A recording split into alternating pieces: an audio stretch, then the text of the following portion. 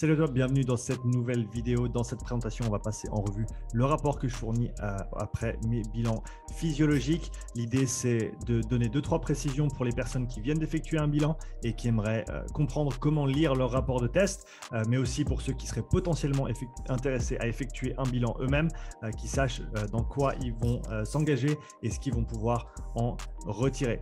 Donc, pour commencer, je vais vite parler de l'objectif du bilan physiologique que j'effectue. Donc, la première chose, c'est on veut effectuer un profil physiologique. On veut savoir où tu en es en tant qu'athlète. On veut savoir quelles sont tes forces, quelles sont tes faiblesses. On veut ensuite savoir quelles intensités d'entraînement tu dois utiliser selon les objectifs que tu as, selon tes besoins de compétition et selon ton profil également. Et aussi déterminer quelles sont les priorités d'entraînement que tu devrais mettre en avant, encore une fois, selon ton événement ou selon ton profil. Et on veut aussi pouvoir, au fil du temps, quantifier tes progrès, savoir où tu en es maintenant, savoir où tu en es dans 3 mois, dans 6 mois, dans 12 mois, pour faire en sorte qu'on puisse vraiment voir est-ce qu'on a les effets d'entraînement escomptés, le cas échéant, qu'est-ce qu'on fait par la suite. Donc, je commence avec la première page du rapport ici. En haut, on a une petite boîte avec les informations générales, nom de l'athlète, la date, le lieu où s'est effectué le test, le type de test qu'on a effectué, à savoir qu'on peut l'effectuer sur un vélo, on peut l'effectuer en course à pied, je l'ai effectué récemment sur un ergo de kayak, on peut l'effectuer dans plein de disciplines différentes, bien sûr privilégier les modalités cycliques qui peuvent être répétées pendant longtemps. C'est vraiment un test qui est plus axé sur le côté endurance qu'autre chose, donc gardez ça en tête. Également, on a ensuite les valeurs clés qui ressortent du test, notamment la VO2 max, ici tout en haut en millilitres par kilo par minute. Donc ça va nous donner notre capacité à utiliser l'oxygène, notre capacité maximale à absorber, à distribuer et à utiliser l'oxygène par kilo de poids de corps. On a ensuite la valeur absolue en litres par minute, juste en dessous. La fréquence cardiaque max qui a été atteinte durant le test, le dernier palier qui a été atteint durant le test ou le dernier palier qui a été complété pendant le test. Donc, c'est quelques valeurs de référence qu'on va pouvoir comparer d'un test à l'autre. On a ensuite sur cette première page, sur cette vue d'ensemble, les intensités d'entraînement, à savoir que je les sépare ici en 3 domaines d'intensité différents, le domaine modéré, élevé et sévère, qui correspondent en anglais au moderate domain, heavy intensity domain and severe intensity domain. Si on veut utiliser une approche polarisée, c'est ces 3 entre guillemets zones ou ces 3 domaines pour être plus précis qu'on va utiliser. Et donc c'est pour ça que je donne cette référence simple au début. On parlera de zone d'entraînement un petit peu plus tard. J'inclus également une petite photo du test parce que pourquoi pas, c'est toujours chouette de voir à quoi on ressemblait pendant qu'on effectuait ce petit test. Et ici, pour terminer, les différents systèmes physiologiques, donc séparés ici en capacité respiratoire, fonction respiratoire, système cardiaque, système vasculaire, métabolique et musculaire. L'idée ici, c'est d'avoir une échelle relative, donc un système par rapport aux autres systèmes, comment est-ce que nos résultats ressortent pour qu'on ait une idée déjà avec cette première page, avec cette vue d'ensemble de quelles sont nos forces et quelles sont nos faiblesses ou quels sont les systèmes qui demandent à être travaillés et qui demandent à être améliorés. 2-3 explications en bas de la page ici pour expliquer un petit peu les tenants et les aboutissants du test. On passe ensuite sur la deuxième page. Ici, on va passer en revue le système respiratoire. On parle d'abord de la capacité respiratoire. On regarde le volume pulmonaire, on regarde la puissance expiratoire ainsi que le ratio entre ces deux valeurs. Ces mesures-là auront été prises pendant le test de spirométrie qui s'effectue juste avant de faire le test d'effort. Et on va s'assurer que tu aies en fait la bonne, assez de place dans les poumons, assez de place dans la cage thoracique pour bouger l'air que tu devrais pouvoir bouger, à savoir que par rapport à ta corpulence, ta démographique, tu vas avoir certaines normes et on peut comparer tes résultats à ces normes-là pour détailler ton score ici sur ta capacité respiratoire.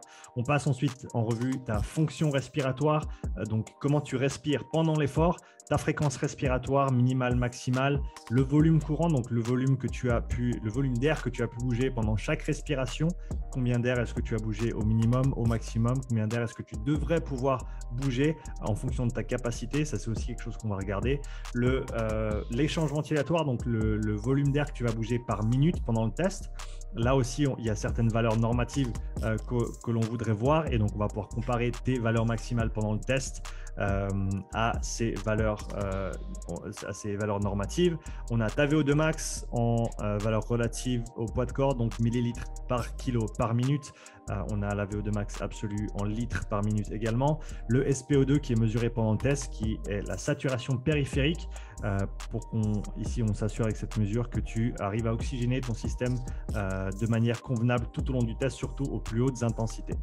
On a ensuite un graphique ici au niveau de la fonction respiratoire où on voit tes fréquences respiratoires moyennes pour les différentes puissances, pour les différents intervalles, le volume courant, donc combien d'air tu as bougé par respiration et également ton échange ventilatoire ou le volume d'air par minute que tu as bougé pendant les différents paliers du test.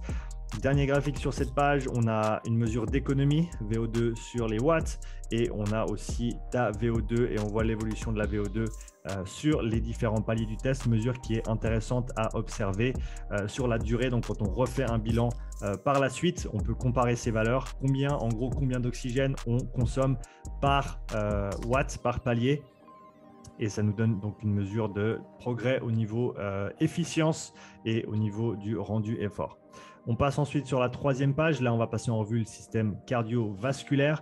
Donc, on a tout d'abord la fréquence cardiaque au repos. On a certaines valeurs qu'on voudrait voir, idéalement en dessous de 60. Pour un score de A, on va vouloir voir quelque chose en dessous de 45. Amplitude cardiaque, donc on veut s'assurer que l'amplitude cardiaque qui a été mesurée pendant le test, donc au repos avant le test et ensuite jusqu'à l'effort maximal, soit le plus ample possible, qu'on ait le plus d'options possible en termes d'amplitude cardiaque. On va quantifier également la récupération cardiaque, donc combien de battements de cœur est-ce que tu peux récupérer entre chaque intervalle, et on le voit quantifié dans le graphique un petit peu plus bas, j'y reviendrai juste après. La tendance cardiaque, donc ça nous informe sur est-ce que le cœur peut répondre à la demande tout au long du test à toutes les intensités. On observe également la capacité vasodilatoire, ça on le verra sur la page suivante, et la réponse vasculaire, comment est-ce que ton système vasculaire répond à la demande d'oxygène au niveau du muscle. On va quantifier tout ça sur ces différentes valeurs. Ici, on voit le graphique de la fréquence cardiaque ainsi que de la variabilité cardiaque, un paramètre qui s'appelle le DFA alpha 1 et qui va nous permettre d'extraire également ou d'aider à estimer le premier et le deuxième seuil. J'y reviendrai un petit peu plus tard. Donc, on voit ces deux valeurs sur le premier graphique. Et sur le deuxième graphique, on a une mesure de la puissance relative, donc les watts par kilo que tu fournissais à chaque intervalle. On a la fréquence cardiaque moyenne sur la dernière minute d'effort, ainsi que la récupération cardiaque en vert ici. Donc, combien de battements par minute, comme je le disais, tu as pu récupérer entre chaque intervalle. Valeur également à comparer par la suite avec les tests futurs. On a sur cette quatrième page le système métabolique, donc on va se concentrer sur les valeurs qu'on a pu extraire du Moxy Monitor au niveau de l'oxymétrie musculaire. Donc, quelle est ton amplitude au niveau de ton oxymétrie? Est-ce que tu peux saturer ton muscle en oxygène aux basses intensités et aussi pendant les temps de récupération? Et est-ce que tu peux désaturer ou utiliser tout l'oxygène qu'il y a de disponible dans tes capillaires sanguins en circulation près de tes muscles pendant un effort de haute intensité? Donc, on va quantifier tout ça dans les petites valeurs en haut. On a ensuite un graphique qui nous indique les différentes courbes qu'on a pu extraire du Moxy Monitor. Donc ici, les différents groupes musculaires, comment est-ce qu'ils ont réagi aux différentes intensités d'effort. On a également un graphique avec le HHB qui est l'abréviation pour la désoxyhémoglobine. C'est donc la proportion d'hémoglobine ou de myoglobine qui n'est pas chargée en oxygène, et ça nous permet également d'extraire certaines informations quant aux zones d'intensité, zones d'entraînement pour la suite. Zone d'entraînement, on y arrive. Donc ici sur la cinquième page, on parle des différentes intensités d'entraînement. Une petite note explicative sur les domaines d'intensité que j'ai mentionné au niveau de cette vue d'ensemble sur la première page. On a donc ici nos domaines d'intensité modérée, élevée et sévère avec nos différentes plages de fréquence cardiaque et nos plages de puissance également. à savoir que idéalement c'est mieux d'utiliser la fréquence cardiaque, en sachant que la fréquence cardiaque c'est une mesure interne, c'est une mesure physiologique, et donc pendant un effort on va pouvoir voir la réponse au niveau physiologique de manière directe, alors que sur les watts, 150 watts un jour et 150 watts le jour d'après, c'est pas nécessairement le même effort, la même demande au niveau physiologique. Donc toujours favoriser le côté cardiaque si on le peut, si on a accès à un cardiofréquencemètre. On a ensuite un détail sur les seuils, donc une petite explication sur que sont les seuils. Je parle du premier et du deuxième seuil. Pourquoi est-ce que, je reviens en arrière. Pourquoi est-ce que je ne leur donne pas de nom? Simplement parce que ce que je fais avec les données du test, c'est que je vais utiliser plusieurs paramètres pour trianguler, pour essayer de déterminer le premier et le deuxième seuil, plutôt que de me baser sur une seule mesure, comme une mesure ventilatoire ou une mesure du HRV, de la variabilité cardiaque. Je vais utiliser toutes les mesures que j'ai à disposition. Donc, les valeurs respiratoires, les valeurs d'oxymétrie musculaire, le RPE également, le ressenti pendant le test qui est important, et aussi, entre autres, la variabilité cardiaque, pour ensuite déterminer le premier et le deuxième seuil.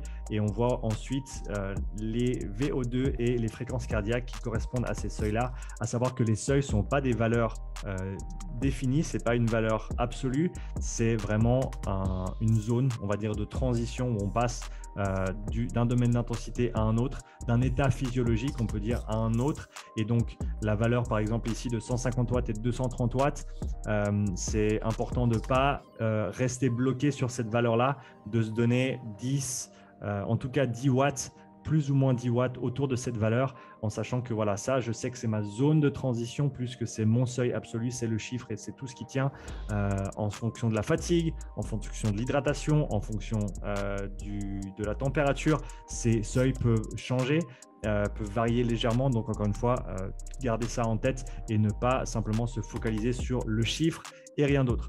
On a ensuite les zones d'entraînement. Donc là, on a, si on veut, l'expression un petit peu plus pratique et un petit peu plus appliquée des différents domaines d'intensité. Les zones qu'on connaît bien, zone 1 pour la récupération active, zone 2 pour l'endurance, zone 3 pour tout ce qui est du travail de tempo, zone 4 qui est du travail au deuxième seuil ou autour du deuxième seuil, en général entre 90 et 105% en termes de puissance du deuxième seuil, travail de VO2 max et travail de puissance ensuite. Et donc, on a toutes ces différentes zones de travail qui sont disponibles maintenant pour structurer nos entraînements et pour calibrer nos intensités d'entraînement, pour s'assurer que le travail on le fait à la bonne intensité et qu'on va avoir les effets escomptés. Et ici, sur la dernière page, c'est donc les recommandations avec AN et non pas EN. Merci pour le collègue qui m'a fait une petite note. Je réapprends encore un petit peu le français. Ça fait 2 ans et demi que je suis revenu du Canada, mais je ne suis pas revenu avec toutes les lettres. Donc voilà, je fais encore des petites fautes d'orthographe. Si tu envoies, n'hésite pas à me faire signe, bien sûr. Quelques remarques générales sur ton test, sur tes résultats, sur les différents systèmes, les forces et les faiblesses. Je donne ensuite les priorités d'entraînement selon moi. Ici, on est d'accord que ce n'est pas un programme d'entraînement complet que je vais fournir, c'est vraiment des recommandations par rapport à ce qu'on a pu analyser pendant le test, par rapport à tes besoins. Je vais te recommander certaines choses. Donc là, on part sur le détail des séances que je te recommanderais de faire. Ça ne veut pas dire que tu dois absolument les faire, ça ne veut pas dire que tu as nécessairement le temps de toutes les faire, mais ça veut dire que voilà, dans un monde idéal, si tu le pouvais, ce serait bien d'inclure ce type de séance pour essayer d'améliorer certains paramètres qu'on a mesurés durant le test. Donc là, voilà, je donne un maximum de détails au niveau des séances, ainsi qu'un petit exemple de progression sur 4 semaines, sur les différentes séances que j'ai recommandées et comment les faire progresser au fil du temps. En plus de tout ça, bien sûr, je fais un appel avec tous les participants du bilan après que j'ai effectué leur rapport, après que j'ai rédigé leur rapport, pour qu'on puisse le passer en revue ensemble, pour qu'ils puissent me poser leurs questions. D'ailleurs, tu verras certainement des vidéos de ces appels sur ma chaîne prochainement. Donc voilà pour toutes les informations. Si tu es intéressé par en apprendre un petit peu plus ou par peut-être effectuer un bilan pour toi-même ou pour un de tes athlètes, n'hésite pas à me contacter. Tu peux voir l'email qui est listé juste ici, profilage@ ou arrobase, pardon, upsidestrength.com pour voilà, toutes les informations, toutes les questions que tu pourrais avoir. Merci d'avoir pris le temps de regarder cette vidéo. C'était un plaisir de passer un petit peu de temps avec toi. J'attends ton petit commentaire sous cette vidéo si tu as quelque chose à dire ou si tu as des questions, n'hésite surtout pas. Quoi qu'il arrive, je te dis à la prochaine pour une prochaine vidéo. Allez, ciao!